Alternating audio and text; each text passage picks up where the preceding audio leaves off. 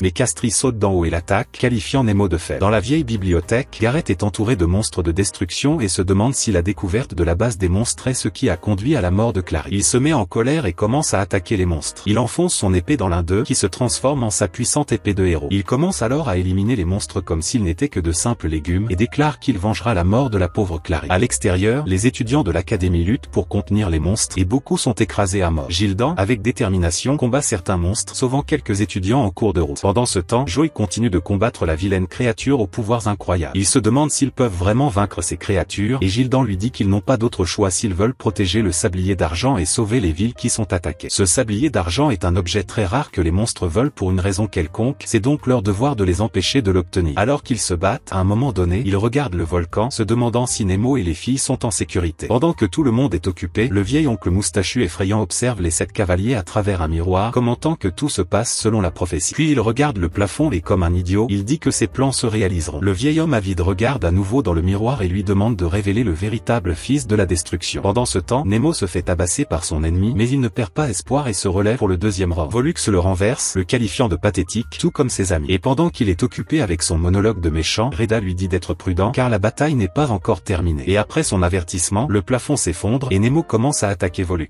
Castres le traite d'idiot de ne pas avoir fait attention et le renverse. Les filles entrent en action et l'affrontent. Il esquive difficilement leur attaque et les maudit. Au même moment, Pollux se lève du sol et s'approche de lui avec colère. Il commence alors à devenir fou et utilise sa magie noire pour créer une sphère dangereuse qui tire des pointes sur tout le monde. Les filles parviennent à esquiver les pics, mais l'une d'entre elles touche Castres, qui à son tour devient furieux contre Pollux. Nemo et les filles se rendent compte que leurs ennemis ne sont pas unis, ce qui leur donnera une chance de se battre contre eux. À l'extérieur, Gildan dit à tout le monde de ne pas se battre seul, mais en équipe, et continue d'attaquer les monstres. Joey le rejoint et ensemble, ils abattent un monstre géant, Joey le gelant et Gildan lui donnant le coup final. Pollux demande de l'aide à Reda, mais elle l'ignore et refuse de participer. Il devient furieux contre elle et était sur le point de dire quelque chose quand soudain, sa poitrine commence à se serrer et il s'effondre sur le sol. Castres et Reda vivent la même situation. Les héros enchaînés par eux se libèrent et Faria suppose que le pouvoir des héros a été retenu contre leur volonté pour contrôler la possession. Ils commencent tous à ressentir une douleur incontrôlable et tombent au sol. Nemo leur dit que leur héros résiste à être utilisé comme des outils. Castres, tout en souffrant, maudit ses héros, disant qu'ils ne devaient servir que d'outils et qu'il ne fallait pas leur désobéir. À ce moment-là, Nemo devient émotif et leur dit de se taire et d'écouter les voix de leur héros, ce qui amène Reda à le regarder avec surprise. Il poursuit en disant qu'ils ne devraient pas avoir peur et qu'ils doivent ouvrir leur cœur. Castres lui dit de ne pas écouter cet âne Nemo et prétend qu'ils sont les élus du dieu de la destruction. Alors qu'il s'approche pour attaquer Nemo, Shirley intervient rapidement au milieu et l'attaque. En réponse, il l'appelle un vampire. Elle est perturbée par ses paroles, mais continue de l'attaquer en disant qu'elle protégera ses amis. Elle lance alors son attaque phénix avec l'épée et il commence à brûler avant d'être complètement détruit en morceaux. Faria demande à Shirley ce qu'il voulait dire par le fait qu'elle n'était pas un humain normal, mais elle dit qu'ils peuvent avoir cette conversation plus tard et pointe du doigt Reda, disant qu'il doit prendre soin d'elle maintenant. Shirley lui demande ce qu'elle va faire puisqu'elle est la seule ennemie qui n'est pas devenue folle. Pendant ce temps, dans la vieille bibliothèque, Gareth continue de lutter. Il esquive les attaques de la créature et est choqué lorsque quelqu'un l'aide. Il se retourne et voit que c'est Sophie qui l'a aidé. Elle lui dit qu'ils doivent combattre cet endroit ensemble et il accepte. Dans la bataille, Shirley dit à Reda qu'ils vont l'attaquer, mais Nemo intervient et dit à Shirley et Faria d'aller au temple. Shirley lui demande si c'est vraiment une sage décision, mais il lui dit de ne pas s'inquiéter et de simplement l'écouter. Faria est d'accord avec lui, disant que leur objectif principal devrait être d'arrêter le plan des monstres le plus rapidement possible. Elle le remercie, mais l'avertit d'être prudent, puis se dirige vers le temple. Il se tourne ensuite vers la fille et lui dit qu'elle est comme sa sœur, ce qui la laisse surprise. Elle dit alors qu'il est un élu comme elle, puis lui demande pourquoi il l'a extrait et a rejoint les 7 chevaliers et elle commence à l'attaquer. Il lui dit qu'il veut simplement vivre sa propre vie et essaie de la convaincre de faire de même. Pendant ce temps, Shirley et Faria se précipitent vers le temple pour retrouver Amy et arrêter son plan diabolique visant à détruire les sabliers d'argent. Shirley exprime son inquiétude inquiétude pour Joe et Gildan car ils doivent protéger le site du rituel. Pendant ce temps, Nemo est toujours occupé à esquiver les attaques de la fille et sans beaucoup d'options, il riposte. Maintenant, les deux semblent être sur un pied d'égalité et elle lui dit qu'il est très bon mais il donne du crédit à ses amis pour l'avoir aidé à devenir plus fort et cela la rend triste et elle lui dit que les faux successeurs comme eux n'ont pas le luxe de l'amitié. Il lui demande si elle croit vraiment aux paroles d'amis et elle répond qu'elle n'a pas d'autre choix avant de se lancer dans une autre attaque et il lui pour tenir bon alors qu'elle révèle qu'elle est incapable de faire ressortir le pouvoir de son héros. Il esquive cette attaque et lui dit que ce n'est pas une raison pour rejoindre les monstres mais bientôt il lui donne un coup de pied, la jetant au sol et reprend le contrôle. Il l'attaque alors que sa vision devient floue et elle se demande si ce sera la fin pour elle. Alors qu'elle perd connaissance, elle entend une voix lui dire qu'elle survivra et alors que la voix lui dit de se battre, elle voit son jeune moi être réveillé par son héroïne nommée Irene. Elle se réveille avec une puissance immense, son corps entier enveloppé de flammes dorées. Nemo lui demande si elle a entendu la voix de son héros et lui dit que si elle a entendu la voix de son héros, cela signifie que son héros est prêt à exaucer ses vœux. Et juste au moment où il dit cela, le héros de Nemo apparaît à côté de lui. Reda s'agenouille sur le sol et dit qu'elle doit maintenant découvrir la véritable intention d'Am pour comprendre pourquoi ils ont été créés. Il lui tend la main et lui demande de venir avec lui. Elle hésite à accepter son offre, disant qu'il est trop gentil pour cela. Pendant ce temps, Castres, qui a échappé à la bataille, court vers Am et lui raconte ce qui s'est passé. Il supplie, disant qu'il ne veut pas devenir fou et mourir comme Volux,